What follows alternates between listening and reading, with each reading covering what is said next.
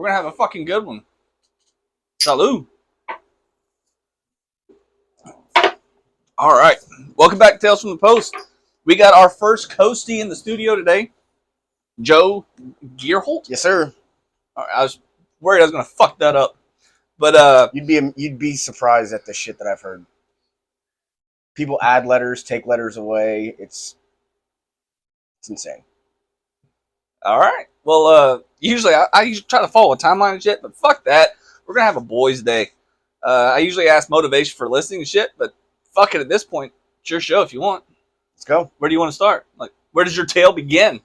Well, so I am a born and bred Floridian. My man. Hell yeah. One of the few and far between that you can actually meet that's from Florida. Born at Tampa General Hospital. Bounced back and forth between South Tampa and Brooksville growing up. So very podunky, but very city fast as well. Growing up, my dream as a kid was to be a professional football player. But All right. when you have parents that are 5'4" and 5'8", you're not really in the gene pool for that. You're taller than they are. I'm 5'7". Yeah, I was about to I'm say, right like, in the middle. You're right in the middle of them. And when I was going to school, the Wes Welkers of the world and Julian Edelmans of the world had yet to become pro athletes. So it wasn't necessarily as cool to be a short white guy to make it far in football. In football, but I mean, you had Muggsy Bogues. I did not play basketball. No, basketball was not my thing. During basketball season, I was actually I wrestled as well. And I wasn't. Well, you'd have been a fucking badass wrestler. I wasn't. I didn't put. I was still so fucking headstrong into football that I didn't do any off-season wrestling. What did you do as football? Nose guard? No, I was a defensive back. I played corner and safety. Are you fucking serious? Yeah. And I played in South Tampa, so after I graduated high school, on any given Saturday, I could have pointed out at least 12 people in college football that I played against. What's your vertical if they had you as fucking corner and shit? My vertical my senior year, I think, was 32. Damn. And then 3 or 4 years after high school, I could have pointed out 5 or 6 guys in the NFL that I played against. Robert Marv played at University of Miami, had a terrible fucking college career just because he was a dickhead. James Wilder Jr. played for the Bengals for a few years and then ended up killing it in the CFL, and now he's a sports advisor, I believe SFA or something like that. It's like a private high school here in Florida. Is that South Florida Atlantic or some shit? It's a private, I believe it's a Christian school or a religious school or something along those lines. But he's the sports director or something along those lines. But again, even in high school, he was a man amongst boys. Played defensive end and running back. Got a full ride scholarship to Florida State. Won a national championship with Jameis. Unfortunately, love to see that they only have one win this year. But so growing up, I was very sports minded, very driven. After that, I didn't know if I was going to be able to make it in college because sports is what got me through high school.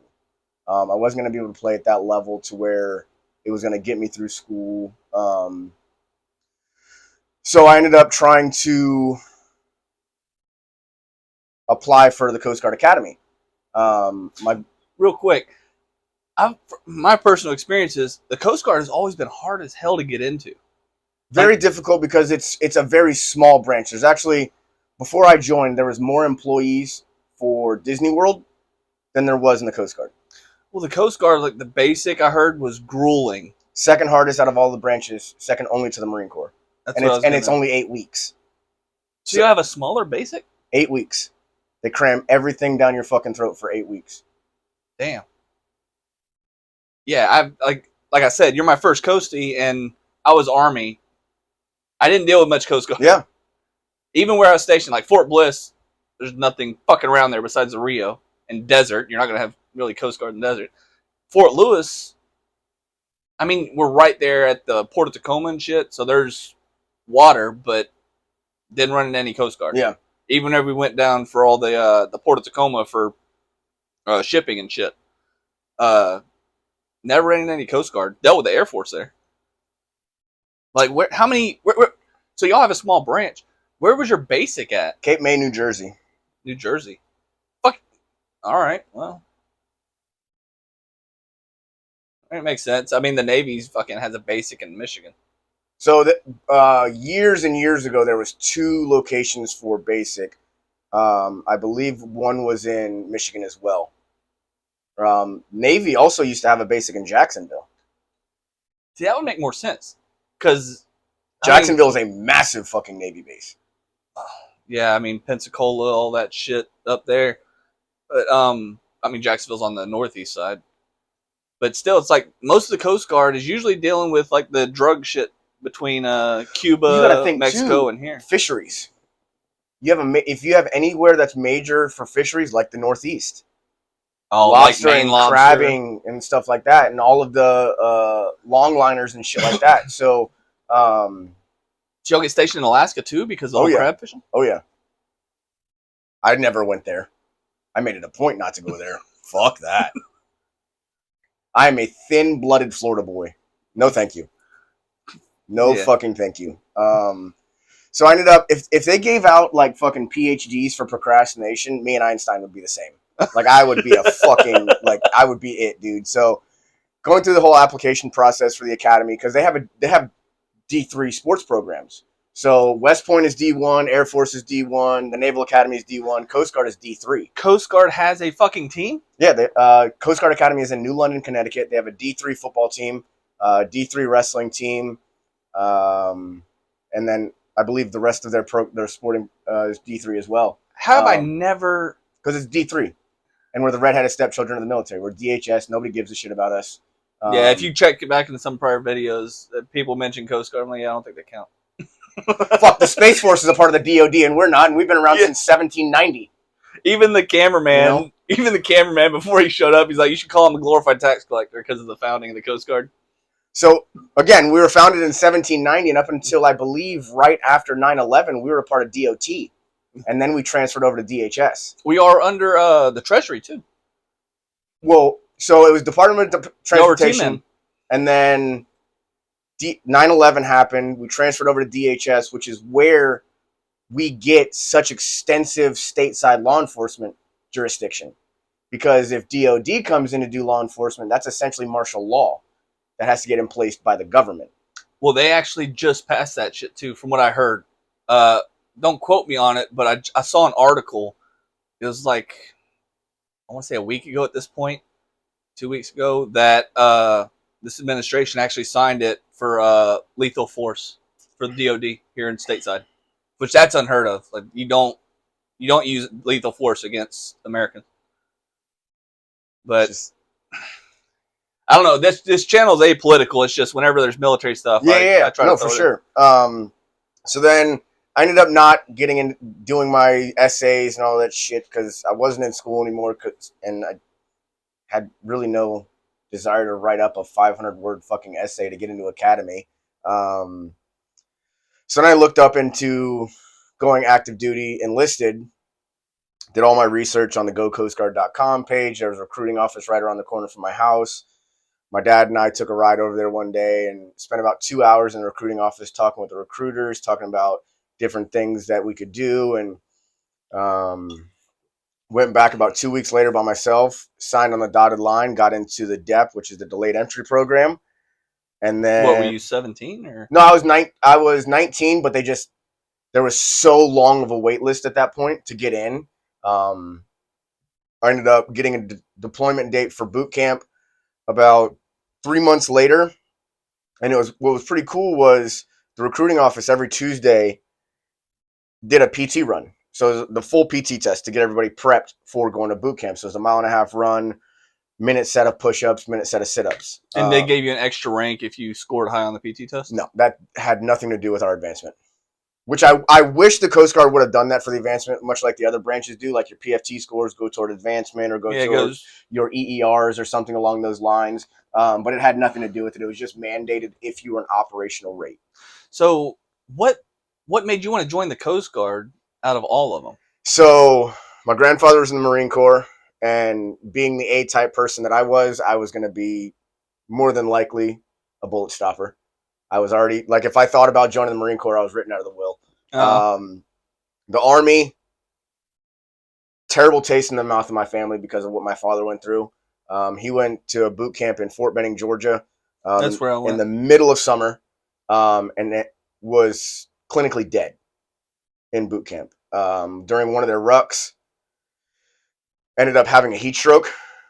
Woke up in the hospital with his Army PT shirt cut in half with 2 burn marks on it from the defibrillator. Oh shit! They found him. And it was on the side of the on the ground. Went through a whole investigation. One of his DIs, like once he got recirculated back into a company, like made it an effort to ruin my dad's life while in boot camp, and like was going after him. I didn't find out until about a year and a half ago that my grandmother actually had to write our governor at the time to try and help my father out to get him out of the situation that he was in, because he was just getting absolutely obliterated by this guy for absolutely no, like Full Metal Jacket style shit. Like the DI would pick out like the robots essentially of the company and like, hey, like deal with that guy. At the end, like when everybody's in their racks, Deal with that guy. Force him out. So my dad kind of had like an inkling of what was happening because he could feel the energy shifting and stuff, and he essentially just laid awake in his rack all night long. We had something like that. Like I said, I went to Benning too. I was Alpha 247. We had one guy. I think I told it in the Taylor story. What episode was that? 9. Where he had pneumonia, and he was fucking had a fever and everything. Went to drill sergeant, and I don't feel good. Just aren't being drill sergeant. Said too fucking bad. Get back. Yeah, we were on like the movement range or something where you do transitioning with your partner. All live fire exercises. The next morning, he was pale as a fucking ghost. The drill sergeant, they took him to sick call. He had a huge fever. They ended up taking him from Benning to Fort Gordon, and he had to remove, it was either half of his lung or one of his lungs. They still recycled him, but the pneumonia had killed his lung. It had been so long. But we had another one. I won't say the drill sergeant's name because the drill sergeant was actually pretty fucking cool. And the guy that mistakes happen to him, accidents happen, not death or anything, but he did fall down a flight of stairs. This guy was going to CQ. He would constantly volunteer for CQ and staff duty because he sprained his ankle or something. He was a sick call guy. He would always go to sick call. He was calling home at the staff desk, staff duty and CQ. His wife, that's how they caught him, was his wife was calling the fucking desk. She had the personal number. And that's why he's volunteering all the time. And the drill sergeant from 1st Platoon told my buddy, I'm not going to mention his name either. I'll say Private C. There we go. I said, Private C, I don't like that guy. He goes, Roger Drill Sergeant. He goes, no. I don't like that guy. Roger Drill Sergeant. You have a good night, Private C. And he left. And the next morning, they found that guy in the stairwell. Drill Sergeant D asked Private C, what happened? Oh, he got up in the middle of the night, go to the bathroom, and mistook the stairwell for the bathroom and fell, I guess. So there's no investigation. It's amazing what kind of shit gets swept under the rugs when it's a closed circuit like that. Especially when it's mass punishment. Yeah. So, like I said, my dad was waiting up all night, heard feet hit the deck, got out of his rack, put himself in a corner and said, I know how many there's going to use, but I'm going to drop one of you motherfuckers. Got into it with about 2 or 3 of them, and then one of his buddies that was in the company that he made buddies with kind of came over to try and separate it. He goes, fuck you, you're standing, you're going to get it too. And then from there, they moved him into the admin side of the house where he was like getting processed out of boot camp. And he's walking around the base in civvies, and the drill instructor was like, Geerholt, what are you doing, this, that, and the other? He goes, essentially like, I'm chopping up here because it's been a while since he told me this story. He's like, fuck you, you have no power over me. Like, you have no control over me. Like, I'm processing out. Like, you can't tell me what to do, essentially. And then the drill instructor, like, quoted his home of record address to him. He goes, what you don't know about me is I'm from Florida, too. Well, my dad did his due diligence. He goes, but I do. And then quoted his address back to him. He said, if I ever see you on my property, that uniform don't mean shit to me. You don't threaten a man or his family. My family lives by the acronym FAFO. Fuck around, find out. You want to fuck around, you can find out. We're not overly aggressive people, right? Like, but we stand on business. So as it should be. That is a terrible, terrible fucking taste in our mouth for the Army goes. Now, again, that's an isolated situation. But it takes one bad apple to ruin the bunch. Exactly. That's why recruiting numbers are so fucking low right now. And retention rates. It's toxic leadership across the services. It's not just Army. It's not just Marine Corps. It's not just any of these branches. It's the measure of man for today is so low compared to what it was 15 years ago. Yesterday was 15 years to the date that I formed in boot camp. Damn. I've been out 2.5 years. What a hell of a time to come on the podcast. I didn't even realize yesterday was 15 years until I was scrolling. I knew what November 3rd, like it's November 3rd. Like I know that was my forming date, but it was just another day to me until I'm scrolling on Facebook. And one of the girls that I went to boot camp with is like, oh, 15 years down, here's to another 5. Oh shit. But it's at this point, it's just another day to me, so. That's how I feel about my birthday. Mine's convenient like the store. 7-Eleven. Oh shit. I got 2 kids. My oldest was born on 4/20. Okay. 2016. My second one sometimes is on Thanksgiving, November 26th. Okay. So I lucked out. My grandmother was a New Year's baby, so hers is easy to remember. Yep. My dad is St. Patty's Day. Okay. So I got a family of fucking holidays. So alcoholism runs deep in your bloodline. Oh yeah. Yeah. Wasn't going to join the Navy because there's never been a dick that I wanted to see up close. Wait, did y'all not have urinalysis in the Coast Guard? Yeah, but we were allowed. So funny thing about a urinalysis. You had meat gazers, right? Hang on a second. So at MEPS, they look in your butthole. Yeah, fair enough. So there was one time we were going through a urinalysis, and I had a shit. Oh, fuck. And, they would have, there wasn't a corpsman, depending on your unit. It wasn't just a corpsman that would do it. They would. What do you mean, corpsman? Navy corpsman? Even the Coast Guard has corpsmen. So it wasn't just the corpsman that would administer the urinalysis. If you didn't have one assigned to your unit or it wasn't available, they would have a department head depicted as who was going to be the witness. Wait, y'all didn't have y'all's NCOs do any of that? Because ours was literally like squad leaders. So department heads and squad leaders, same thing for us. Okay. So we're in a dry dock period, so we don't have our boats up in fucking Maryland, right? So we're down in one of these conference rooms, and they list off the names of the random urinalysis people, and I'm like, I could piss, but I'm not pissing if I don't take a shit. You're gonna watch me shit, right? So stare him in the eyes. Do you like what you see? So the E6, who was designated as one of the witnesses, was like, you know what, fuck it. I'll Geerholt, do your thing, whatever. So I fucking drop trowel right in front of him. Eye contact and everything, right? And he goes, Jesus, fuck. And watch me. He goes to put his hand on the stall door, and I put my fucking leg in front of it, and I hold the cup. He goes, what the fuck is wrong with you? I was like, it's a shorter list to tell you what's not wrong with you. You know what I mean? And this was very early in my career. This is 3 or 4 years in, so I'm very close to pushing the envelope on this one, right? you fuck with him. It's after you shake it, and just keep shaking. He's an E6 and I'm an E3, right? And it's so this motherfucker's from Philly, built like an absolute grizzly bear, 6'4", 6'5", covered in earned nautical Sailor Jerry type tattoos, and just spent more time on a shitter than I spent on the water type deal. Just salt of the earth kind of guy. Definitely a dude you want to have in your corner. So it's easy to fuck with him, and it's super jovial and nothing's weird about it, but it was still funny to fuck with him and put him in that uncomfortable situation. And there's been a couple other times where it's we're gonna make this shit weird. Right? Pants, boxers all the way down to the ankles, no at the urinal. Oh, absolutely. Eye contact the entire time. So being in definitely wasn't smart enough to join the Air Force. Also not pretty enough, because that's where the prettiest people are, is in the Air Force. That's not my world. So then I'm like, you know what? I love being on the boats.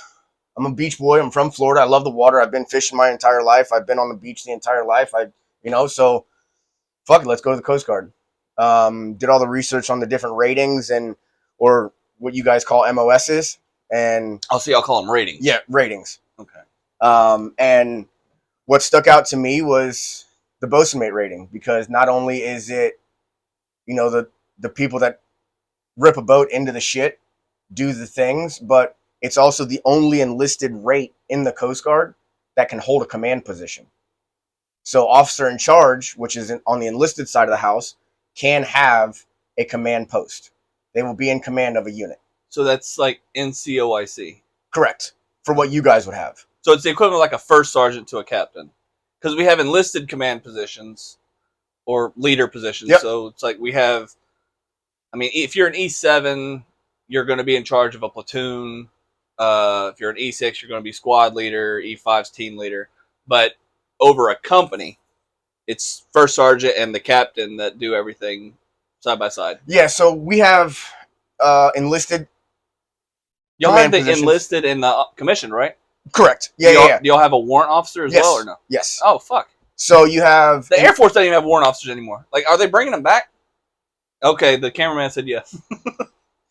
So enlisted positions go as low as E6, but those are going to be more like smaller units, like anywhere from an 8 to a 12-man unit, which are going to be small 8s navigation units. So like all of the...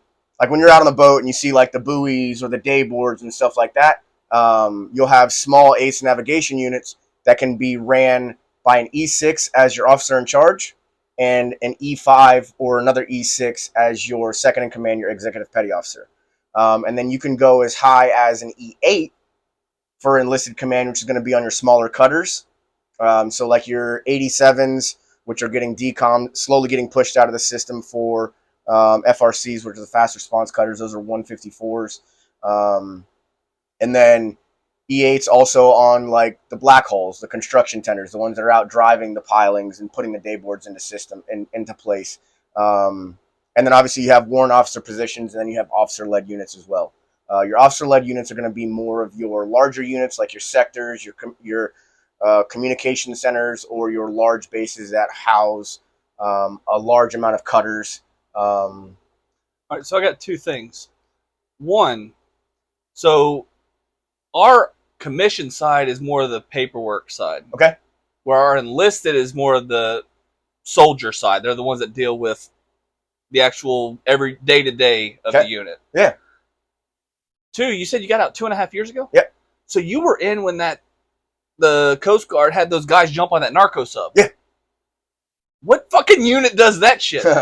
Those are essential. That is the Coast Guard's version of like SEALs or like operators from other branches. What are they called? That unit is called an MSRT, Maritime. Fuck, so many acronyms. Maritime Service something response team or some shit like that. Those are the guys that's a 6-year job. Like if you go to that billet, that is a 6-year billet. Where other billets are anywhere from 4 to 3 for enlisted side. Those are our operators, as you could tell. Oh yeah, they had some fucking balls to jump off their own ship onto a fucking sub. Well, they call it a sub. It's semi-sub, semi-submersible. Yeah, right, because it's still on top of the water, but it is 99.5% of it is still underwater, and it can go under. It's like brief periods of time. It's like depth. It can only go down so much and the sketchy thing about those semi-subs, they're manned by anywhere from, depending on the size of it, can be manned from anywhere from 3 to like 6 people, right? Most likely armed if they're carrying that much. 100%. But the super sketchy thing, aside from meeting the barrel of an AK-47 as you're opening the hatch, soon as you step on, there's somebody opening valves on that boat to sink that motherfucker. So you have minutes to get what you need done, or you're going under with it. Well, at that point, wouldn't it be easier to just fucking sit there, knock, and let them open the valves and let it sink with them in it? Well, at that point, we're also a life-saving service. So once law enforcement is done, we have to save life at sea. Who's going to report you? And if so, who's going to give a shit about people fucking preying on the weak? I get it. I wouldn't prosecute. But when when you sign the dotted line for that branch and for that mission, you have the obligation. Yeah. Right? So, like, no matter what your moral code is of what type of person you're dealing with, selfless service. You still have to, you're still a service. Yes. Just so you know, and everybody watching at home, this man, this beautiful mulleted, bearded man, drove 2 hours to be in the studio with us today. And I usually buy everybody a 6-pack. I bought this man a 12. And because he's Coast Guard, bam! That's yours. Dude, I fucking love these things. So I went to a tax school at... What do you get, diarrhea or constipation? You got to pick one. I'm a healthy shitter. It doesn't bother me. It doesn't fuck you up? I've never been constipated in my life. Have you ever had the cheese spread? Yeah. And you're still fine? Oh, dude, I can shit through a screen door. Holy fuck, dude. Those things jam me up so bad. Next time I go to take a shit after eating one of those, it's like a plug and then water. Oh, dude, I have no problem shitting. So I went to a school at Camp Lejeune. It's called. Oh fuck! You had to deal with the Marines. Not really. Kind of yes, but not really. That's their stomping ground. Yes, but we have our own entity there. So it's like a part of the base completely blocked up. Correct. So it's a tactical school for security zones and stuff like that. And then we have the 240 Bravo is our mounted machine gun. Yeah. So are y'all getting the new shit now? No fucking idea. The XM 250 or whatever. Right before I got out, we were in the process of getting ready to transition from the Sig Sauer P229 to Glocks. What the fuck? Yeah. Sig Sauer just got the contract, I mean, a few years ago at this point, but for the standard carry for all the branches, and then they just got the contract to replace the M4, the 240, the 249. So the contract... Speak louder. The contracts per individual branches. The contract was for the Air Force and the Army. The other branches didn't sign on for the SIG. I believe the Marine Corps was thinking about it, and I knew the Coast Guard was thinking about it at the time. So, like I said, as I was getting out, like right before I got out, there was, like, the Glock was happening. We were getting rid of the Sig Sauer and going to Glock. See, we were getting rid of the Beretta M9s, which is a shitty fucking gun. So is the Sig. Their side rails, the cameraman's looking at me all fucked up like he wants to fuck me. The rails on the M9 would crack. So if you used them, even if you maintain them properly, which, you know, every time you go shoot a weapon and you come back from the range, you have to clean that motherfucker. Well, the M9 rails would crack. Can't use a gun if the fucking rail system's cracked. So we were happy to get rid of those. People were petitioned to go back to like the 1911, but then they had this competition. I can't remember all the people that were in it, but Sig Sauer ended up winning it, and no one's had any complaints so far. But they just won the contract to replace the M4, which the M4s, yeah, they jam a lot, but this new one, it comes with suppressor, new sights, it uses a larger cartridge. They can only carry 20 now in a magazine, apparently. But it turns cover into concealment. If you don't know the difference, fucking Google it, and you'll be impressed. But y'all, so it was a DOD contract. I thought that means everybody in the DOD We're not did DOD. it. I know y'all are Department of Homeland Security. But still, I would imagine that would extend y'all in some aspects because they still count y'all as a military branch. That's why I put y'all up here. To be completely honest, I thought Coast Guard just got the hand-me-downs. That's the Marines. The Marines get all the hand-me-downs. That's why I feel so bad for them. My problem with the Sig Sauer, like, don't get me wrong, it's a phenomenal platform, but my problem with it is cleaning it. No, it's a easy teardown, easy clean, easy rebuild. It's not a difficult platform to work with. The shitty part about it is the trigger pull, the trigger squeeze. Really? It's an 8-pound full squeeze, and then 6-pound full squeeze, and then 8+ pounds on the secondary trigger. So it's a double trigger squeeze. Full trigger is 6, and then you can one click out, and then it's like pulling a fucking rhino to get that trigger squeeze. But even, like, I have fucking Whopper Junior hands, right? So, like, extending that out and still 6 pounds at full extension, that's a tough fucking trigger squeeze. If you're shooting for accuracy and you're shooting for score to maintain qualification. Now, when you're getting into the shit and your adrenaline is at a fucking all-time high and you're going up and you're just fucking spraying and praying, which, thank everything holy, I never had to. I never even had to touch my service pistol. But, like, when you're shooting for score to maintain the ability to carry and you're on a timed firing line, 6 pounds with a digit, that's a lot of fucking weight to pull, right? So, like, now, again, there's a lot more things that you want to put into play aside from just pulling your fucking booger picker. But, like, it's PABs. It's your, what is it? P is the, oh, damn, it's PABs. It's your aim, your position, your body position, your aim, your breathing, and your squeeze. So your trigger squeeze. Yeah. See, I'm fucked up. I'm right-handed but left eye dominant. Oh, fuck. Yeah. Which is weird. So how did you stay qualled? Like, how did you actually... So I had to shoot modified, like a modified isosceles, whatever the fuck they call it. So left foot a little bit more forward than the right. So when I'm in a pistol, that's fine, right? But when I was shooting the M4, I had to shoot over here because I'm left eye dominant, and it's really fucking hard. So you're constantly getting slapped in the face with shells? But like I was like, after the first couple times, I got smart enough to be able to tuck my face in to where it would go past me. But there was definitely some times where you get that fucking crazy Ivan that goes down the back of your shirt and goes burns the collar. piss out of you. A bitch. And like you're trying to maintain, proper muzzle control down range, and it's like you get the firing line instructors like, "You good? Yep, Brass, good. Hold on." Did you have to do the transitioning targets? The pop-ups and go down? And so we never did pop-ups, but depending on what kind of range you were on, you did have to do a moving firing line. Now, if you had the rail ones, you would have someone on your firing line, but if you didn't, if you had the stationary ones, you would do a walking march, married up against everybody on the firing line, so that way nobody was ahead of each other or anything like that. And then the instructor would say stop, and then you'd have to come back up on target, blast 2 off, safety, walk, fire when the instructor said fire. How many people did you have that forgot to put that bitch on safety? Because it's going to happen.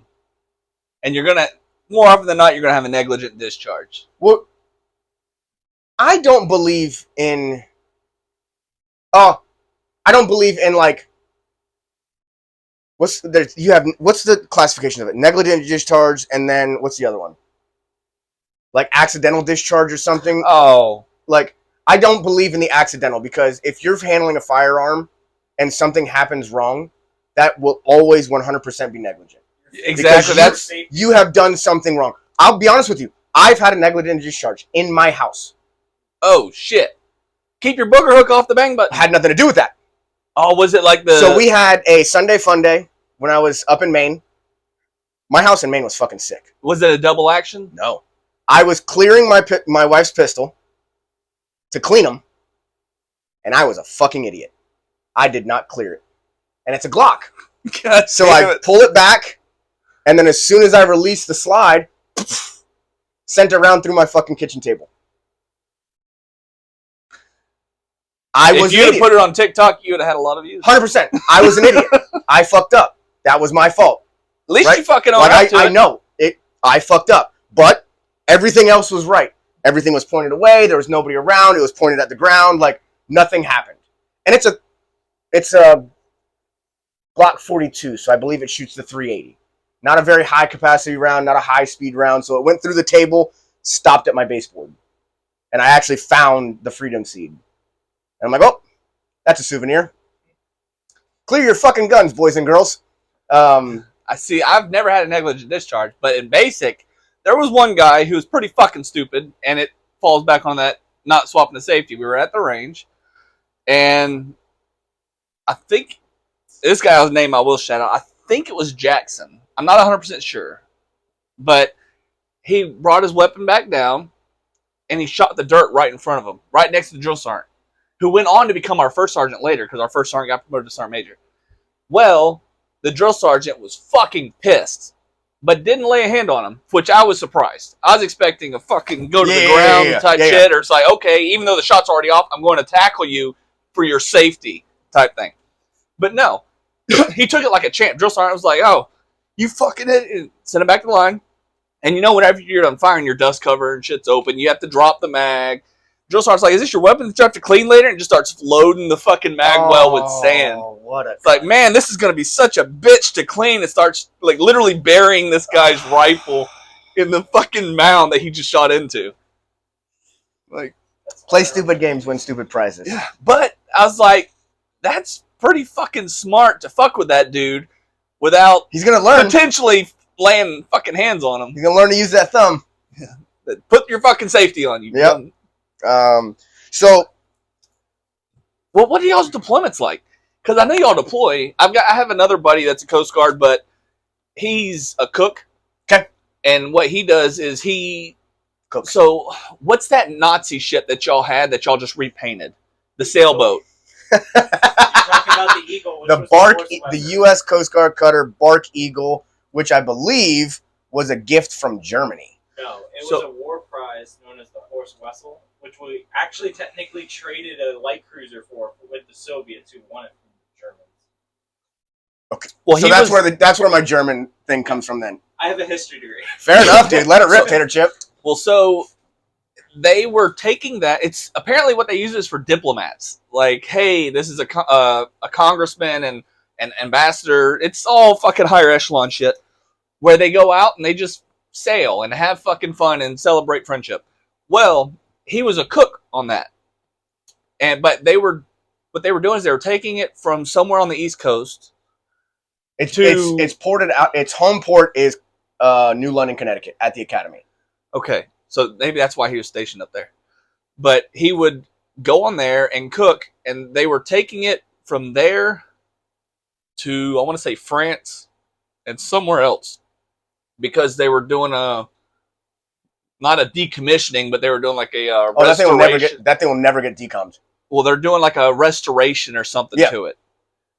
And so he was gone. His deployment was, I don't know, like a month. Yeah. So that's as far as I know about the Coast Guard, how y'all's deployments work. The Eagle is a training platform primarily. But yes, they do those dignitary trips with people on there from foreign countries. But the primary mission of that platform is a officer training platform. So the cadets from the academy will spend a summer on that platform sailing, learning how to navigate, learning how to read water. They'll do celestial navigation, which nobody fucking uses anymore. They'll do all kinds of shit, and they'll have a very limited amount of enlisted on there. And I was actually stationed with somebody at my first unit that was on the Eagle in the earlier portion of his career, and they go to some pretty fucking cool places. He's been to Scotland, he's been to Greenland, he's been to Iceland, like all over Europe, and it's essentially it's like a diplomacy thing, right? Like, we're flying the flag, like we are not the wolf in sheep's clothing, but like, if you fuck around, we can do these things. Because historically, don't fuck with America's boats. The Coast Guard has fired the first naval artillery round in the last 2 world wars. Okay. Didn't know that. Coast Guard cutter Harriet Lane fired the first naval artillery round, I believe, in World War II. I was stationed on that cutter. Now, it's not the original one because they passed down names after lineage after lineage after lineage, but historically, I was stationed on the ship that got its name, that fired the first naval artillery round from World War II. I mean, historically, just don't fuck with America's boats. Yeah, because we kind of know what we do. You know what I mean? We're violent, but we withhold it until you fuck with our boats, and then Pearl Harbor. Yeah. Well, I mean, even the founding of the fucking Navy with the Barbary pirates and shit, it's like, leave our fucking boats alone. Yeah. We don't like that shit. Yeah. Don't touch our boats. Yeah. No, that's ours. Yeah. We want to go fishing. I got some pretty cool fishing stories from being stationed in the Coast Guard too. But so what? I learned this before the camera even started rolling from our cameraman. The Coast Guard actually deployed in Iraqi Freedom. Y'all deployed. They're in Bahrain. They're still in Bahrain. See, I don't even know that shit. Yeah. Like, I was stationed in Iraq, Never met Coasties. So while I was in Iraq, I dealt with the Navy. Yep. Not any of the actual LSTs or anything, but I dealt with the CBs, all the construction. Yep. I dealt with Marines because we delivered their shit. Yep. Same with the CBs. I dealt with the Air Force. We shared a motor pool with them. There was no Space Force back then, and then not real. The fucking Coast Guard didn't even know they fucking deployed. I thought they just deployed around the coast because they guard the coast. Actually, a pretty interesting fact is the Coast Guard plays a critical role in warfare. Look at Vietnam. A lot of the Brown Water Navy guys, a lot of them were Coast Guard that went up the rivers. During World War II, the Higgins boats that brought troops on the beaches at D-Day, a lot of the drivers were Coast Guard guys. Just ask them to make out at this point. We have one Medal of Honor recipient in the Coast Guard. Yep, that's Pacific Canal. His name is Douglas Monroe. He was a U-boat, H-boat, Higgins boat driver. And when the way he won his Medal of Honor was as he was dropping off troops and retrieving troops, he actually shifted his platform as a barrier from a barrage of fire to save troops to coming around to the other side of the boat to get on to leave. And he was shot in the process. His last recorded words were, "Did I get them out?" Respect. So he was posthumously awarded the Medal of Honor. And there's a Legends class Coast Guard cutter named after him. Yep. I mean, 410-foot cutter that's based out of Alameda, California. That older age built different, right? Like that's when the boats were made of wood and the men were made of steel. Like that's a different class of human. Our founding father, he passed away after a save, and his last recorded words were, "The tide is ebbing." That's some salty shit. I don't know what that means. So you have when it comes to tides, right? Like normal people, I say, you have a high tide and you have a low tide. But nautical terminology of it is you have a flood tide or you have an ebbing tide. Flood is when it's coming in, ebbing is when it's going out. So his last recorded words as the saltiest motherfucker in the world, "The tide is ebbing." And then he closed his eyes for the last time. So that's a good thing. The tide is going out. Yeah. So like he's like essentially acknowledging and coming to terms with the fact like, I'm going. And then close his eyes for the last time. See, I'm a man of meme culture. So I'm more used to the Valhalla shit. It's like, hey, you're supposed to die in battle to make it to Valhalla. I'm going to throw my juice box at the nurse. Right before I go, right? Like I'm going to go out in the blaze of battle. So that's whenever it comes to the patriotic type shit, it's like, am I patriotic? Fuck yeah, I'm patriotic. I'm fucking pissed red, white, and blue. But I also got a sense of fucking humor. Yeah. But I'm also like, I was a truck driver. I was never supposed to really experience battle, but so if you've fucking read Sun Tzu's The Art of War, hit the supply lines. Fucking truck driver to the supply lines. So, especially whenever you're delivering out to these patrol bases and these FOBs and shit where they're waiting on water, especially in the fucking deserts of Iraq. Hey, we need water, we need food, we need ammo. It's like, we need fucking new clothing. Okay, we're on our way. And then the whole time it's like, boom, fucking boom. It's like, I don't think I've ever told the story on camera, but so we did 1 year deployments. It's always, and I deployed on my fucking birthday of all things. Nice. I think I put that in one of the videos, or the editor put it in one of the videos, where, I deployed on my birthday and I returned on my birthday. My 20th birthday, my 21st birthday. Well, we're in Iraq, and it's the end of the deployment. And the first month we're cross training. The unit that's there is teaching us how the way shit goes. The last month we're training the people that's replacing us. Yeah. Well, I didn't go on the first month. I was doing all the BI layouts, basic issue inventory and shit, signing over for their gear for us to receive and fixing it to make it no longer deadline so it can go on the road. Deadline means nothing's fucking moving. The last month, because I wore so many hats, I was a TCN NCO. I was an RTO. I was a pace setter. I did LVC, assistant convoy commander driver, mechanic driver. I did pretty much all of it besides convoy commander driver. Or gun trucks. I didn't do gun trucks on the first deployment. The last month, I'm training this guy as an RTO. And it's using the ANCD. It's like a little computer that we use to load everybody's all the green vehicles, all the military vehicles, radios. That way we can all talk to each other and we can call in the attack helicopters or the QRF, whatever zone we're in, dust off or medevac, shit like that. Like, I was responsible for making sure we could all talk and we could get to fucking higher powers. And I'm training this dude, and we're going by Balad. We used to always get hit by fucking Balad. Balad, the Irish road, like Route Irish. If you've ever been in the military, you know what the fuck Route Irish is. If you've ever been in Iraq, Route Irish it was the world's deadliest road for so many years. Was that a part of the Triangle of Death? I'm not sure. The only reason I say that is because of the movie War Dogs. When he's fucking transporting those Berettas and the guy's like, you went through the Triangle of Death? Fuck yeah, we went through the Triangle of Death. So, Route Irish is the airport road between Baghdad and Baghdad International Airport. Okay. I don't know how many miles it was because we mostly drove at night, but it was IED Alley. That's what we called it. We were going up by Balad, and we'd every fucking time we get hit with small arms fire. It's not going to hurt us because at this point we were up armored. But you may have to change out a fucking tire. Changing out semi-tires sucks ass in the fucking desert. At night, while you're getting anti-freedom seeds sent at you. Yeah, you're driving on flat fucking tires. Boom, boom, boom, boom, boom. They hit a fucking steering wheel to get to a safe area where you can swap out your fucking tire.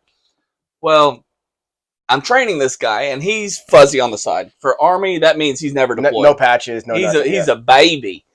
So I've already lived this shit for 11 months at this point. And he's like, hey, can I open my window? I'm like, yeah, I'll tell you when to close it. And we're driving, and we're getting by Balad. I can't remember the checkpoint name, but this checkpoint we always get hit at. I said, hey, close your window. He's like, oh, rushes over. He's like, well, what's going on? So we're fixing to take small arms fire. And he starts shitting his pants. Like, what do we do, man? I'm like, just fucking go back to sleep. Yeah, right? Like I'm going to drive. You're going to be fine. The radios fucking work. Our job is done. All we have to do is make it there. No sooner than I fucking tell him to close his window, this voice of God, it's like a little green speaker that we mount on the roofs for all our mics and shit. No sooner than I tell him that, the voice of God's like, we're taking small arms fire. I'm like, yeah, fucking, I knew it. And just keep driving. And he starts shitting his pants, losing his fucking mind. I'm like, God, you're such a pain in the ass. Just shut the fuck up. We'll change a tire out later if we have to. Just go back to sleep. Dream of home. I don't fucking care. Just use the pinging and tinging as like white noise and go back to sleep. Yeah, imagine it's rain and you got a fucking tin roof. But it's like, stop fucking bothering me. Because I was so used to it, living at 11 months at that point, or longer. Like, you're fucking irritating me more than they are. I'm used to that shit. I knew it was coming. Shut the fuck up. And just keep going.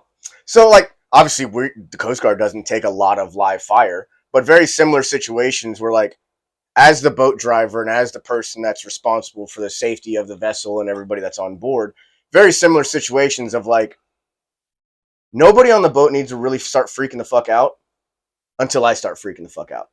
Right? Like, if I'm comfortable in the sea state and what I'm doing with the boat, we're fucking safe. I had a couple situations where, like, it's a little squirrely on the water, right? And I'm I don't go on cruises because like, you'll never throw me out of a fucking plane, and I'll never go out in deep water.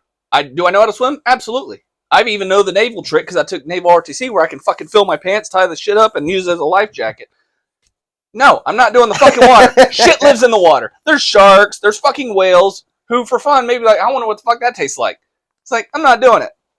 So when I was up in Maine, and Maine is fucking terrible. It's the second largest tidal range. What does that mean? Like, depth of range. So, like, you'll have, at a low tide, you'll see the ground, and then at a high tide, it's 28 feet higher than it was. The only place in the United States that has a higher tidal range is Alaska. So in the continental U.S., it's the largest. So the further north you go? Yeah, it's fucking awful. It's up in Maine. I think it was anywhere from a 26 to an 28 foot tidal range. One of these. Damn. How do you tie your boat off? Floating docks. Make sure your pillars are really fucking tall. So when it gets to, like, the wintertime and all the low pressure systems, everything gets a little squirrelier than it normally does. So we're out on the boat one day and we're doing just a normal patrol, driving around, getting our hours. And in my opinion, and just about everybody else's opinion in the Coast Guard, we're on the worst platform the Coast Guard's ever had. It's called the 29-foot RBS-2. It's essentially a fucking 15-passenger van with outboards. It's fucking terrible. It's awful. They got the contract from this company, from the previous company. And is that an Army Strong tattoo? No, sir. I was about to say, oh, Country Strong. Okay. Because again, I grew up in Tampa. City Slick. And I grew up in Brooksville. Bounce back and forth. Well, I just saw the RY. I'm like, this fucking absolutely toasty. I'm not going to sit here and fucking blast the Army for the first 20 minutes of the pod and then have it on my arm. That's absolute hypocrisy. Well, we had a Marine in whose recruiter sent a pack, or not a package, but sent him stuff in basic, and it was an Army Strong sticker. Now, and he was a Marine. You got me the 12-pack, which is greatly appreciated. Did you bring him an assorted box of crayons? So I offered. But he preferred Yingling. Bougie bitch. I cater to... Yingling is a good beer. It is a very good beer. I'm more of a Sam Adams guy, but it depends on the season. Yeah. So we're getting out of fall. Oktoberfest is going away, but they're getting into the winters, which the Holiday White and the Cold Snap. Oh my God, the Cold Snap. It tastes like Fruity Pebbles to me. Like, I like the Holiday White, but the Cold Snap, I'll drink it. The MRE's fucked your palate up, brother. Probably. That, and I've been dipping since I was like 14. Same. Really? Yeah. My palate's just fucked. Yeah, the MREs and dust of the fucking desert fucked you up, brother, because Cold Snap is a fucking treat. Oh, and drink Cold Snap. I actually like it. But to me, it tastes like Fruity Pebbles. That's like that. Wild. Yeah. It's like, and I don't like Fruity Pebbles, but I drink Cold Snap. It's like, it's the aftertaste of Fruity Pebbles. What's awesome about Cold Snap is, like, it's a very seasonal thing, right? But you get towards the end of the season, and you're like, you know, let's go for a 2 for $20 at Applebee's, right? And it's like late February, and then you see the tap is still up. And you're like, you know what? It's a 50-50 shot. Let's see if they still have it or they just haven't taken the tap down. You guys got anything in the keg? Yeah. Yeah, we still got some Cold Snap. And you're just like, it's going to be a good night, babe. It's going to be a good night. The VFW here, they just swapped from Oktoberfest to the winter. And you can taste the Oktoberfest. Like still in the pipes. They never cleaned the lines. But it was mixed. So I'll get a pitcher. So a pitcher here is $4. Well, actually for the Sam Adams, it's $6. But it's a full pitcher with a mug. So by the time they load the pitcher first and they get the mug, you can taste the mix of the Oktoberfest and the winter lager. And I'm just like, all right, well, fuck, this ain't bad. But it's not fucking... Not what I wanted. But, yeah. Oh, fuck. We just went on a weird fucking tangent. Yeah. Fuck. It's fully lost train of thought for a second there. We were talking about the worst boat in the Coast Guard. Oh, yes. Well, no, we were started on his fucking deployment. Yeah, and then, like, weird transition. All right, so fucking hard. Deployments are different, right? Because you have... It's not necessarily like... So with you guys, you're attached to a battalion or to a unit or to a command, right? And then there's going to be a certain amount of guys that go to a deployment for 6 months to a year, right? And then sometimes not your entire company or not your entire battalion will deploy. No, but then you come back to the same unit. It depends, right? So as you get close to the top, shit kind of gets convoluted. My last unit, I was in Old Ironsides, 1st Armor Division. I was part of 4th Brigade, 1st Armor Division. I was in the 123rd BSB. It's Brigade Support Battalion. So you have the division level, which is 1st Armor. Then you got your brigades. I was 4th Brigade.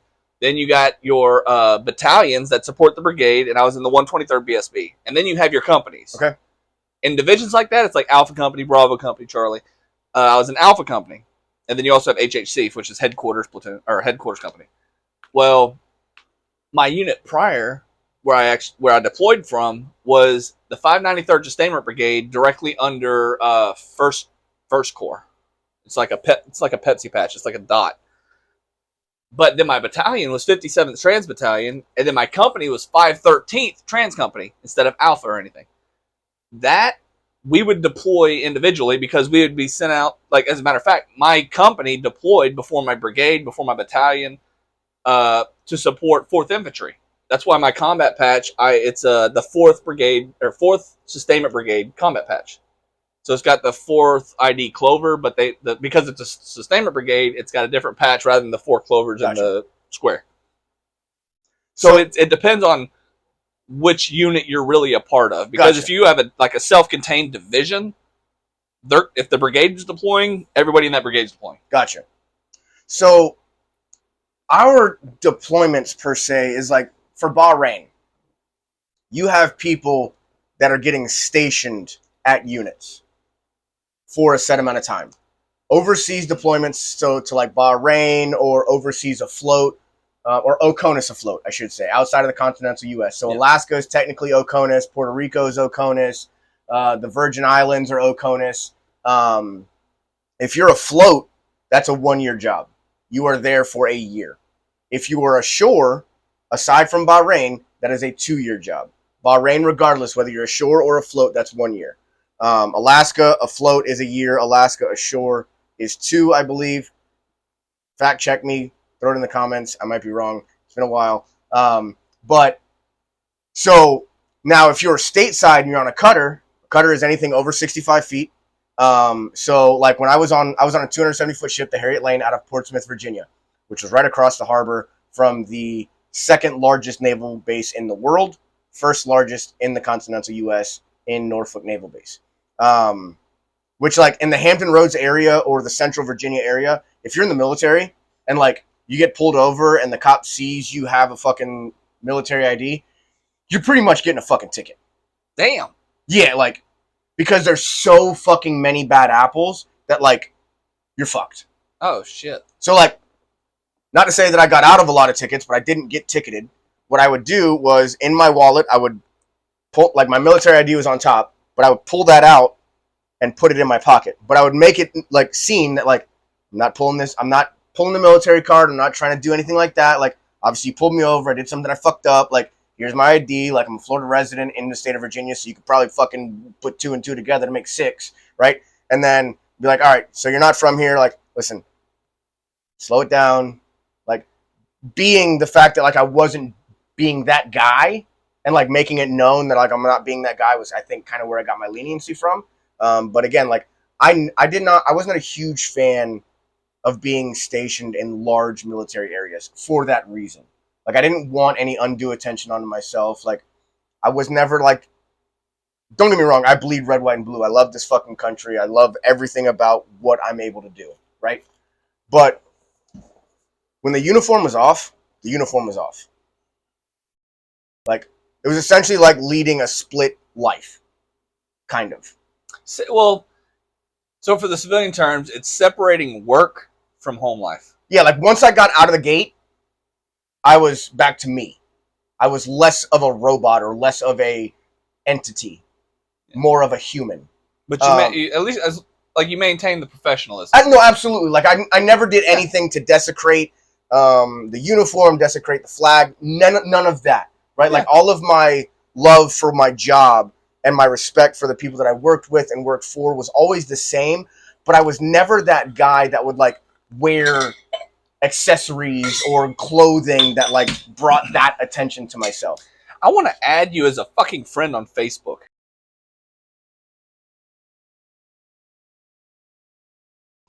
There, it's on. We had a fucking piss break. Let's go. So during our urine break, we've come to realize that Brian and I are brothers from another mother. We do a lot of the same things. We chew the same brand. This is shout out, no free shout out for Cougar. It's because Grizzly's too fucking expensive now. Yeah, bring that shit down. Yeah. Make dip affordable again, kind of like beef jerky. So we kind of talked about this a little bit. I wanted to ask you because I grew up with the founders of Florida for Warrior. Oh, did you? That's why I asked you. So Tamara and Terry Lynn are very close family friends of mine. Oh, like, shit, really? I grew up kind of with their kids. If there's any physical embodiment of like saints of service, it's those two. So a little backstory for those watching. I was getting kind of depressed because I was going to American Legions here and VFWs, trying to find guests to come on. Yeah, you see the little bullshit we do here. There's a lot of work behind the scenes. I go out. I'm not just the host. I try to find people to be on. And I wasn't getting any bites. I reached out to this one page who I'd been a member of a long time ago. I've reached out to Disgruntled Underground, I think Crusty Pissed Off Veterans, a lot of these vet organizations on Facebook. And they're all, it's like you have to submit something and it has to be approved. It has to be moderator approved. It has to be within the guidelines and da-da-da-da-da. Well, they weren't approving it. And it was the same post that I had put. It's like, hey, man, it's like I'm trying to, it's like a veteran small business, but it's not. It's a business, but I want to become a charity and I want to convert this to a 501c3, but apparently that takes a lot of fucking money. And I don't like spending money from this to become a charity and become a 10% charity. I want 100% of the fucking proceeds of this to go to veteran burials. Like between us rolling that hard cut, that hard edit that you'll see. Or you could just make this 2 videos. I'm probably going to do that. Or I'll just probably upload one long video because of, there's a lot of people that want to get on. But I want 100% of the proceeds of this to go pay for veteran burials. I was talking to him about it between these edits. Well, Florida for Warriors group on Facebook, the moderator not only just approved the post, but the people approved and decided they wanted to come on. And this is the first person from that group that decided, hey, I'm going to be on. And he drove two hours. He's from Tampa. I live 2 hours away. It's a little bit more if you take I-4. I will never, if I have the opportunity to take I-4. No, I-4 fucking Fuck sucks. I-4. It's always stop and go traffic on a fucking no matter what time of day it is the fucking worst. So it was 2 hours even. When I left the Wawa and got gas, when I text you, it was 2 hours even. Aside from on 64, they're tearing up the road and redoing. Are they? Yeah. One of the fucking long roads between all the fucking cow pastures. I don't fucking know. But they shut down one lane and they're redoing pavement. But that's when I text you back because I can't really text on a motorcycle. So we were at the stop flip sign, and had no fucking idea what was going on because I'm behind fucking trailers. So I hop off the bike and that's when I text you back. I was 25 minutes out. Are you part of the Freedom Riders? No. I want to get involved with rides and groups and stuff like that. It's statewide. But I don't have the time because I work so fucking much. So I work for the Power Sports Company Tuesday through Saturday. Tuesday through Friday is 9 to 6. Saturdays is 9 to 5. I am a boat captain on Sundays and Mondays for the side. And then I also work for the Tampa Bay Lightning. Holy fuck. Yeah, what do you do for the Lightning? So on the Lightning, I do the Blue Crew, which the Blue Crew is essentially the in-game, pre-game hype team. So if you ever go to a game and you see the people that are fucking riding around, doing the intermission games, throwing the t-shirts, standing up on the rails, waving flags, getting fans engaged and stuff like that, that's me. I'm a part of that team.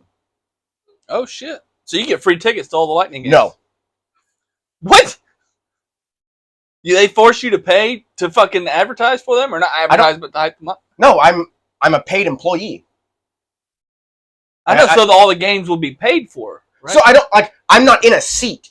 I'm around, I'm a fucking chicken with my head cut off. I am paid chaos. Yeah, but you're in the tunnel. Or what I would call the tunnel, where the teams and shit come out. No, we don't deal with the team. We're more fan engagement. So in the stadium, I'm the t-shirt cannons and shit. Yeah, right? in the on ice and shit like that. I get paid for that. I'm an employee of Vinnick Sports Group for the Tampa Bay Lightning. Yeah, so that means you can attend all those games for free. They pay you to be there, but yes. Okay, so in that realm, yes. But my wife and I also have season tickets. We took over the season tickets from her grandmother, who's had tickets for the Lightning for over 15 years. So when I got out of the military, we came home.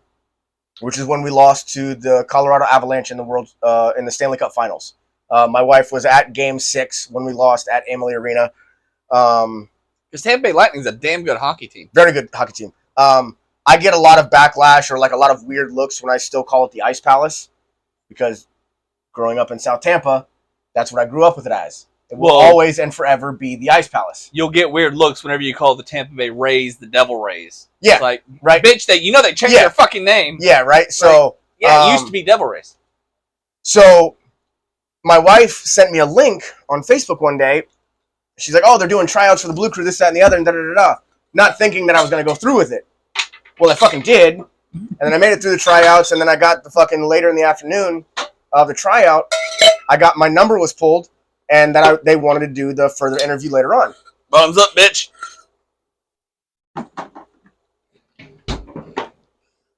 So, this is when, what hurricane last year came through that was supposed to do what Helene did? Well, we had, not last year, but I remember Ian and Irma. Dorian. It was Dorian. Dorian last year. So, my in-laws... Did we get hit by Dorian? 2 or 3 years ago, Dorian was. Because Dorian was when I was in college up at Embry. That was back in 2019. That's more than 2 fucking years ago. We're in 2024. So, there was one that came through that kind of fucked up everything to where the stadium had to, like, evacuate or shut down because of potential storm surges. So, the callbacks were happening a little bit later than they had initially anticipated. And, like, I'm not a structure guy, per se, right? I'm a fly by the seat of my pants kind of guy.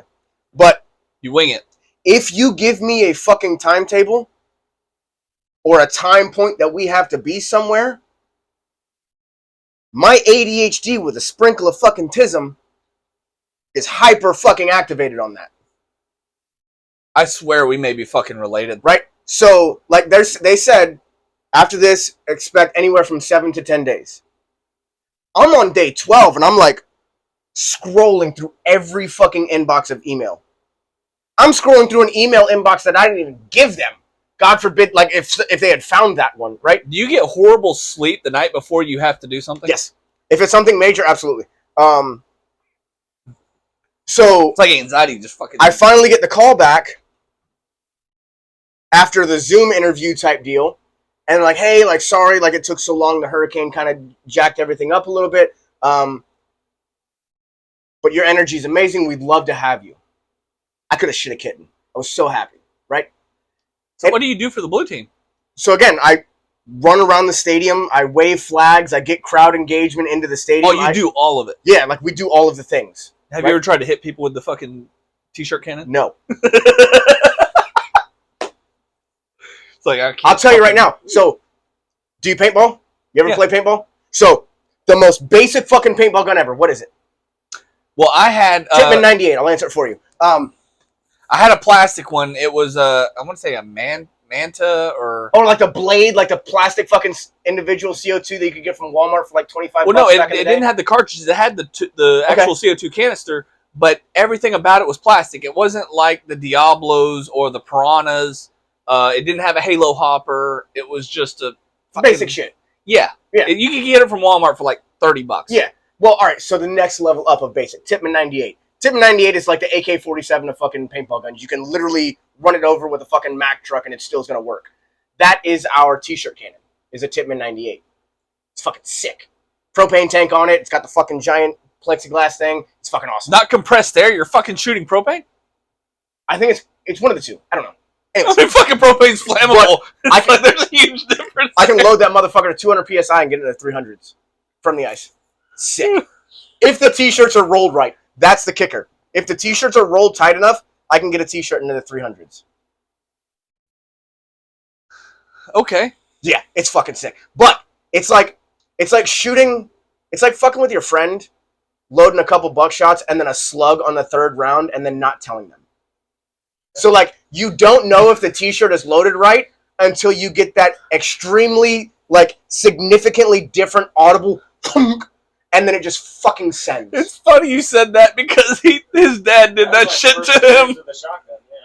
Yeah. With a fucking birdshot slug. Yeah. So, like, you get to do all that. Now, don't get me wrong.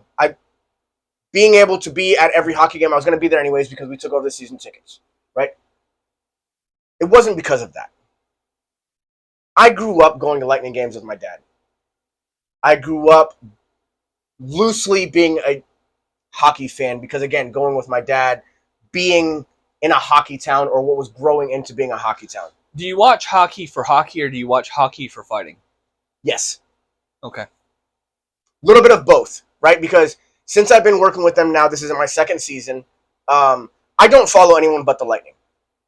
I don't really give a shit about any other team but the Lightning because that's my team, right? And it's so difficult to track all 32 teams.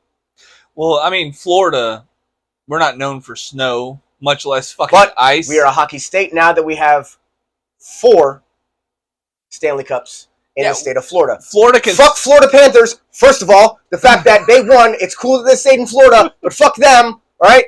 Fuck you, Kachuk. Anyways, sorry, Tism.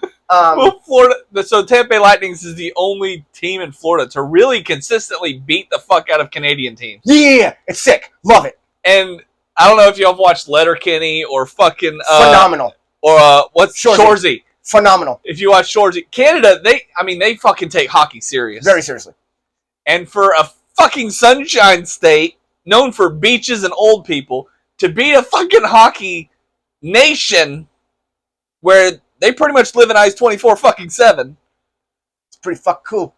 Yeah, kind of a big deal. I don't think it's because we're really good at hockey. It's just because we beat the shit out of people more. Well, so again, like wanting to do this, right? Like, yes, it's cool. I get to go to every game. I get to be around. Like, we're not allowed to, and we're told very strictly to not make any engagement with players because we get to see them before anyone else. So I've been around from me to you. You think of the biggest names in hockey right now, I've been from me to you. Oh, right now I was about to say Gretzky, but he's not from right now. Like, I have walked from me to you next to Alexander Ovechkin, Connor Bedard for the Blackhawks. You ever talk shit? I don't engage with them. We are very strict on not engaging with them. Yeah, but you can write a note, leave it in your pocket, like, oh shit. It's like, fuck you, Alexander. You didn't engage with him. It's because he picked up a note. Where we see them behind the scenes is their decompression point before going to work. Right? So, like, it's really funny to see grown-ass men that are, like, first of all, hockey players are not real human beings.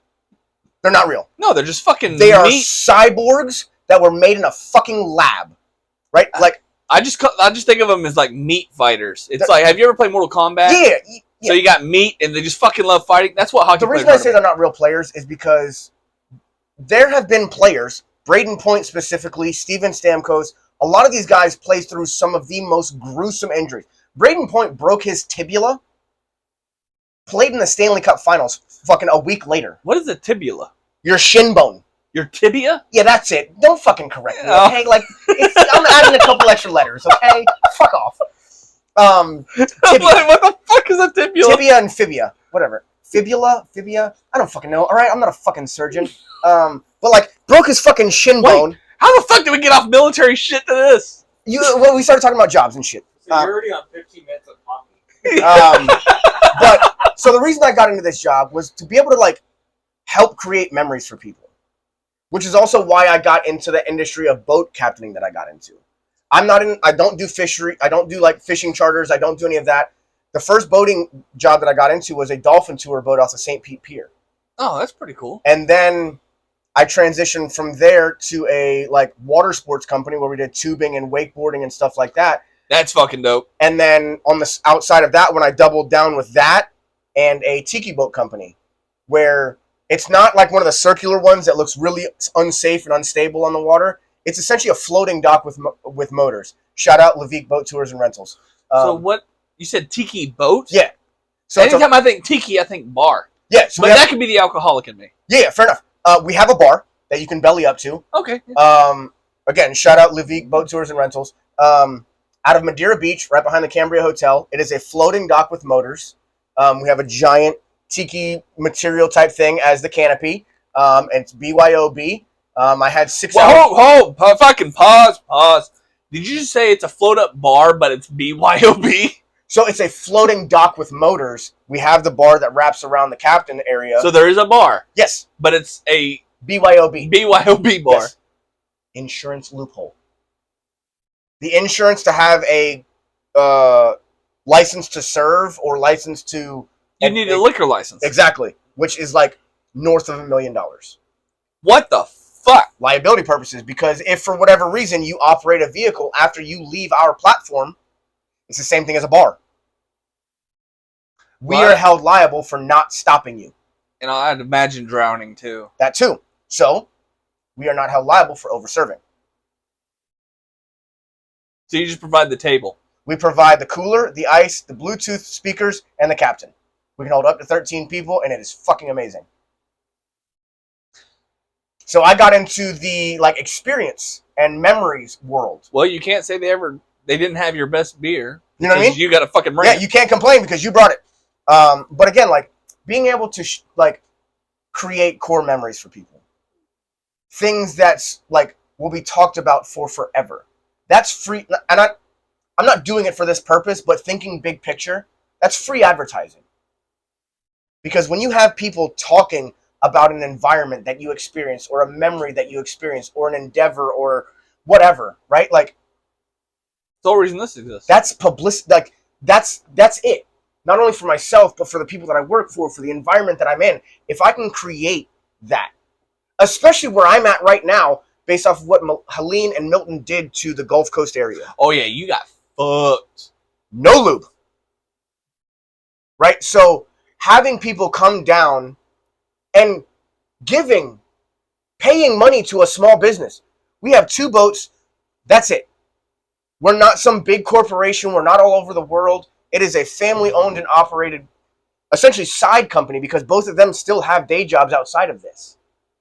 Right? You're helping a small business from an extremely affected area maintain and operate. So you have 3 fucking jobs. Yeah. So you have the boat captaining. Yep. For the tiki bar. Yep. You have the motorsports. Yep.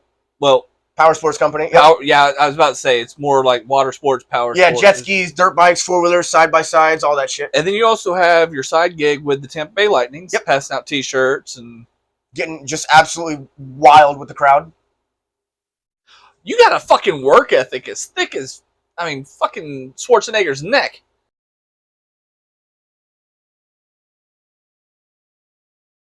The max deployment for cutters are anywhere from 2.5 to 3 months. And that's purely based off of rations and food. Y'all don't have a helicopter thing? Well, a helicopter landing on the Navy does at-sea resupply and So, fuel, but yes. I doubt the Coast... Do you have the same abilities to do that? Kind of, but not really. And that's going to be more so potentially for fuel purposes, depending on where you're getting deployed to. But that's also where the port calls are spaced out. So we'll get a lot of the re-ups in the port calls. Food, fuel, shit like that. But again, also endurance of the structure of the ship, of the machinery of the ship, and shit like that. Because aside from the FRCs, the fast response cutters, the 154s, which are relatively new within the last the Legends class. 10 years. Those are the ones that have the M2s on it? The 50 cals? Yeah.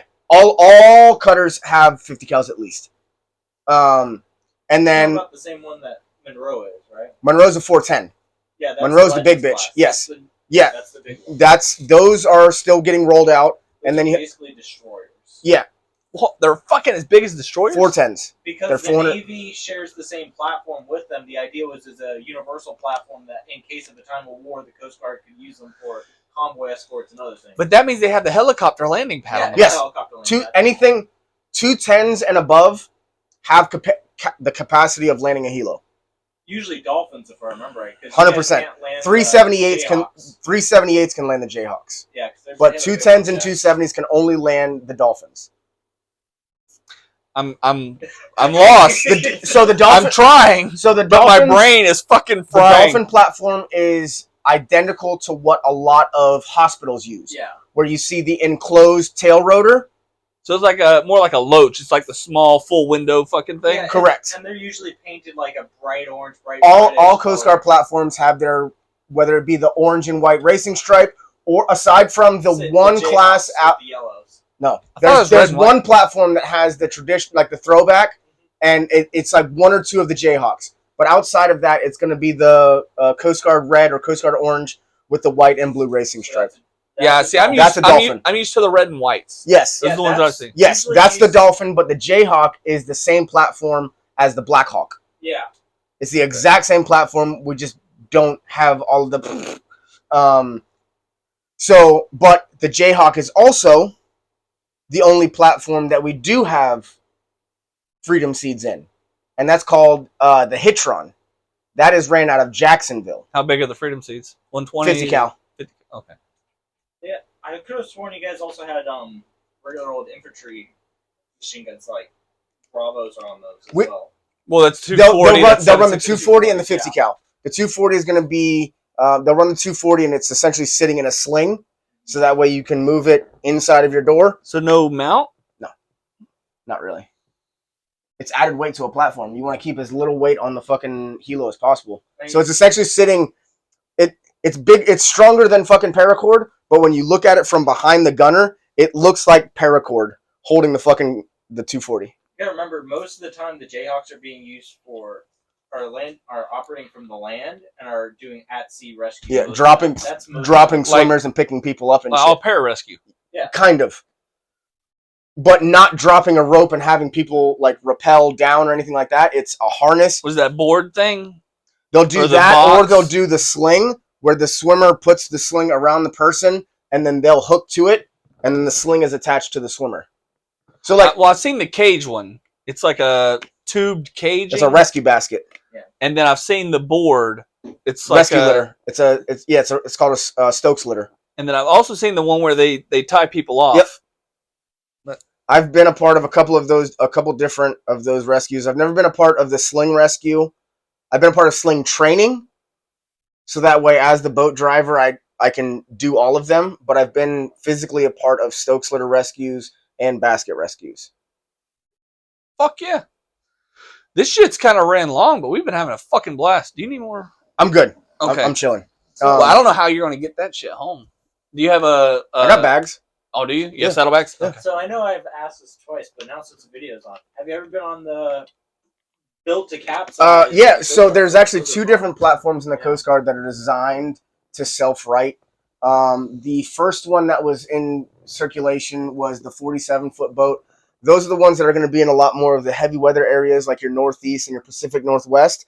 That is so you can drive from inside, and there's also a open fly bridge that you can drive from the outside. That boat is self-righting, which means it will roll all the way over and then still be able to operate. So what do they just put a bunch of metal at the bottom to... No, so there is airtight compartments on that boat. There is, I believe... So it always corrects the same way? 100%. I believe there's 8 airtight compartments on the 47 and 9 airtight compartments on the 45.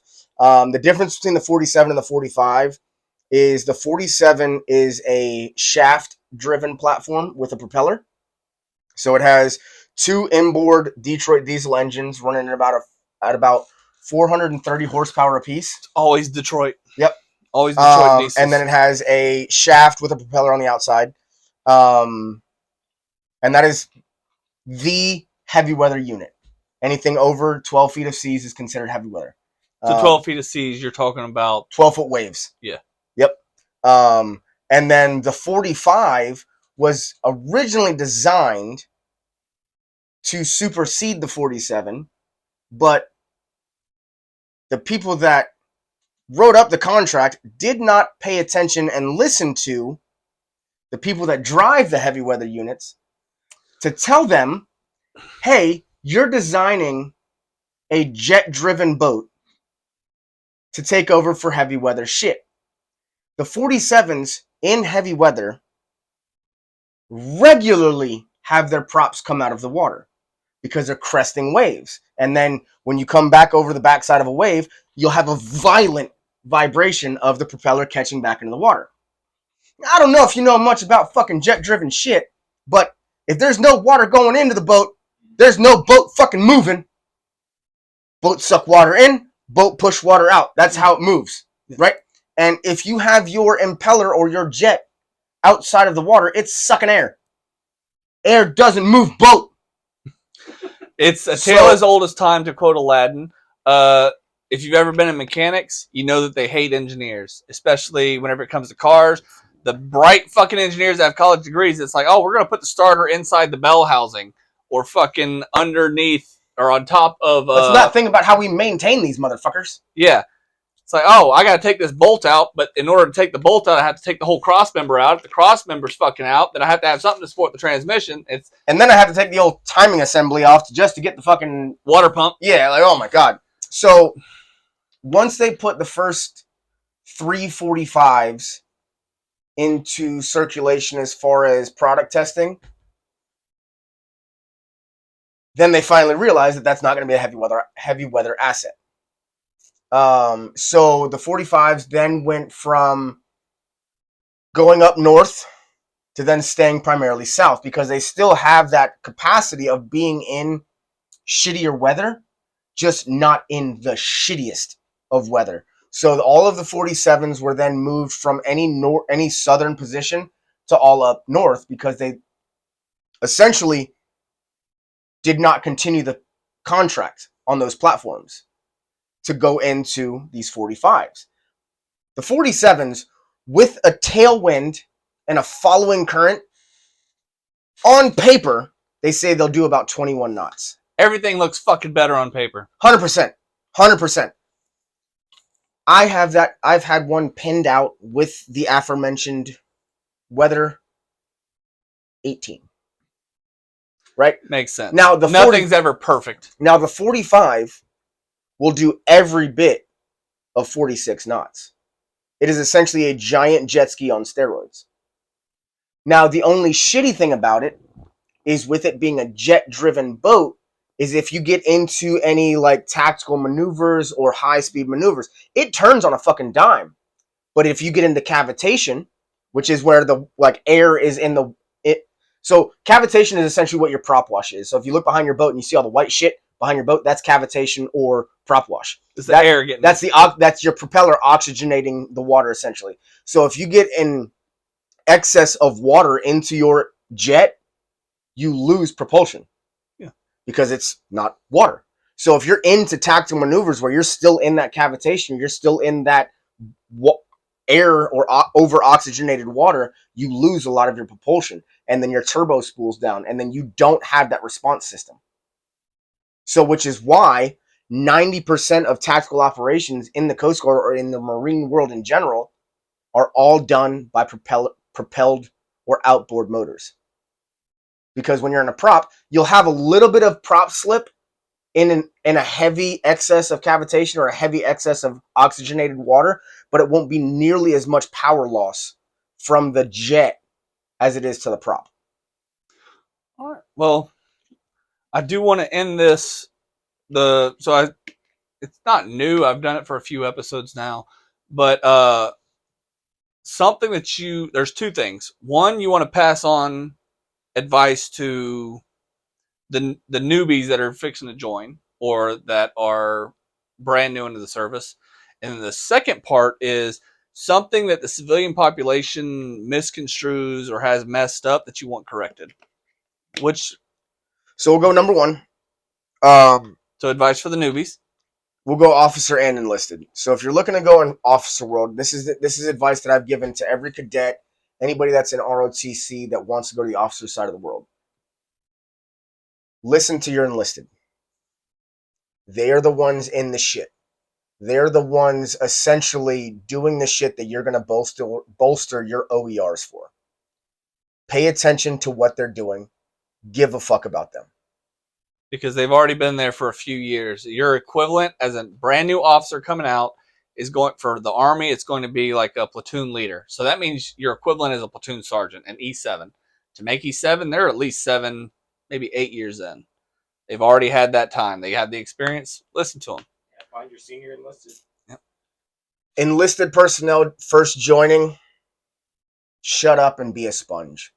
Find what you want to do. I can only speak on the Coast Guard side of the house. I can't speak for any of the other branches.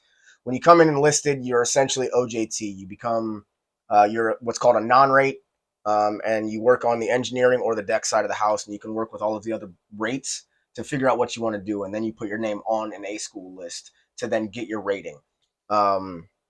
Figure out what you want to do. Be proactive in finding what you want to do, whether it be for your 4-year contract, your 6-year contract, or if you want to do it for a full 20. Be proactive, be a sponge, find the positive leadership at your specified unit, cling to them. And embrace the suck. Because there's going to be shitty moments. Yeah, no, absolutely. I wish that my recruiter would have painted a little bit bigger of a picture of the shitty moments of the E3, E2 world.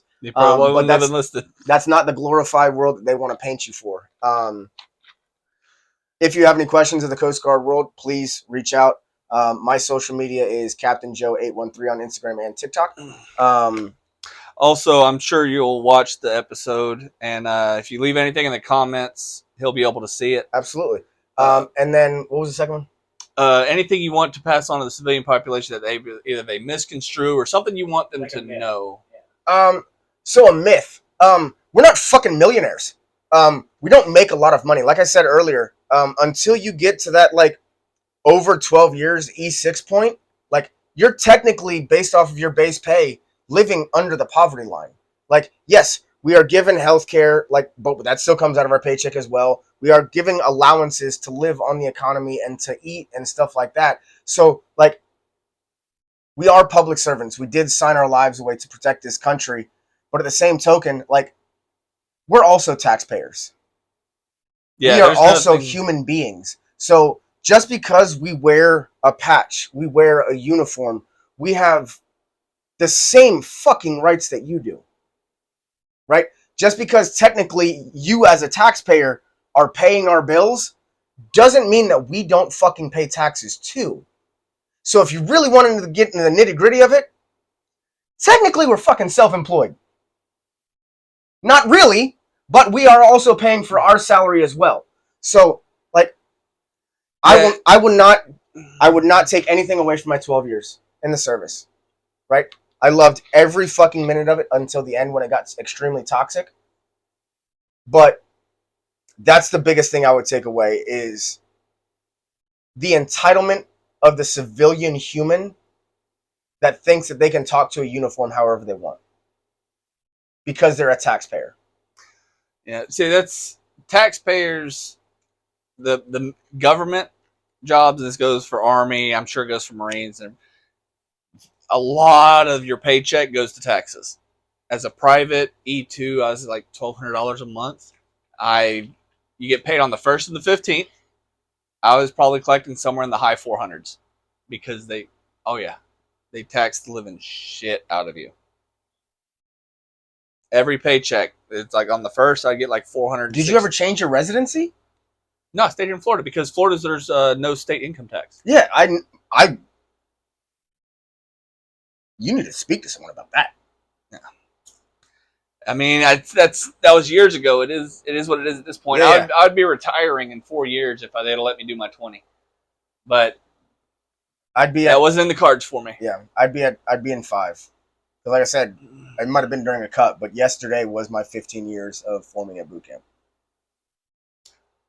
I think that's a good place to end on. Yeah. Now, if y'all don't mind, we're gonna go drink some more. Thanks for watching, everybody. Love you.